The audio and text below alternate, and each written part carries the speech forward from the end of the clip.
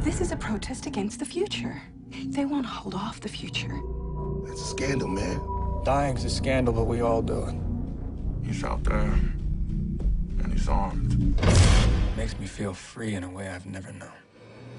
Free to do what? Written and directed by David Cronenberg and based on a novel by Don DeLillo, Cosmopolis follows the story of Eric Packer, who one day gets in his limo to drive across town to get a haircut. What follows is a long road of philosophical, political and sociological intrigue, and ultimately leads to the self-destruction of the main character. Despite the simple premise, the film manages to keep the audience in a mind-battling guessing game where they try to analyse the heavy amounts of dialogue that drives the film forward. The film is polarising to say the least. While some may see it to be a thought-provoking and sophisticated drama, others will find it to be nothing more than a pretentious mess. Unfortunately, I fall into the latter. The strongest point the film has going for it stems from Robert Pattinson's acting, which is shockingly deep compared to his work in Twilight. Packer's behaviour comes off as robotic and unconventional, and there are moments where the audience are left wondering what he's thinking and what he'll do next. To some extent, it's even rather frightening. However, the divide happens to come from the way in which the film is structured. We have little time to get invested in the abundance of characters since he only gets several minutes of screen time, with the exception of Packer's eccentric wife played by Sarah Gadon.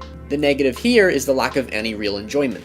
Yes, the film may come off as fascinating at first, but it sacrifices any real long-term investment, with the exception of a tense scene between Packer when he confronts Paul Giamatti's character. It's convoluted, and the interpretation you might expect becomes frustrating due to the vast amount of information thrown at the audience. It's definitely not for the masses, but even as a frequent film watcher, the film never really absorbed me. One could argue that the film is too intelligent, but just because it's abstract and uses a thesaurus on every word doesn't make it clever, but simply pretentious. With a lack of any real visual storytelling, with the exception of some great cinematography, it's curious to think why these intriguing concepts couldn't be presented in a more visual format rather than through deliberately cryptic dialogue.